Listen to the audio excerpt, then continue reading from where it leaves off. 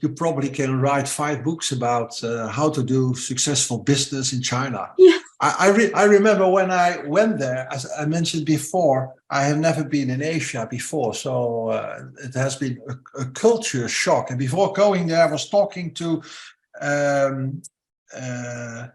a coach or trainer, a consultant who was living already for 25 years in Asia doing business with China. And he was a man from Switzerland.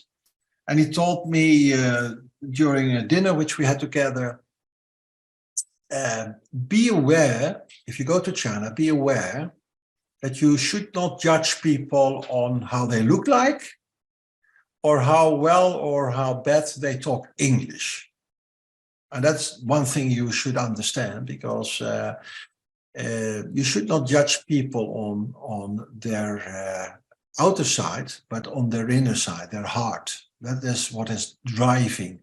So that has been a quite good tip, which I've been trying to find. And then I think what helped me quite a lot is to try to understand the culture. So I've been reading quite a lot before going there, and while being in China, try to understand a little bit the culture, because there are so nice things in the culture. Small things like having dinner with Chinese and the fight around who's paying the check, who is being served first and how, and which is enriching your life, which is very nice. So try to understand the culture.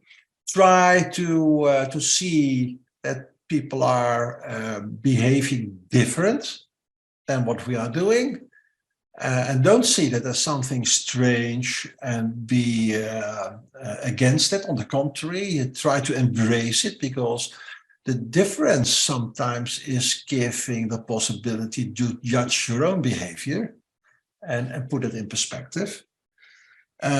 Speaking some words of Mandarin is helpful. People are so happy and can laugh so much if you make mistakes, but they're so happy if you try, because they know as well that they don't speak so well English. So they are so happy if you talk a little bit Chinese, and then you can talk with your hands and your feet, and that helps quite a lot. So communication is always possible, but when you have let's say discussions, business discussions with people, and you have to make contracts, it's always good to have a good translator with you. That you should not do. But so getting the culture, knowing the language, yes. And then I think, which is generally true, not only for China, but try to be humble and try to be friendly. Try to be sincerely open and willing to understand who is the other side at the table. And the Chinese are warming and friendly. I've had so many beautiful evenings and days with people in business and as well in art.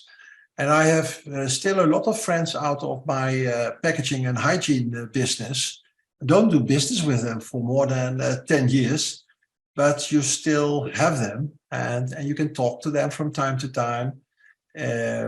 So yes, it has been for me an extremely warm journey to be in Asia and to be in China.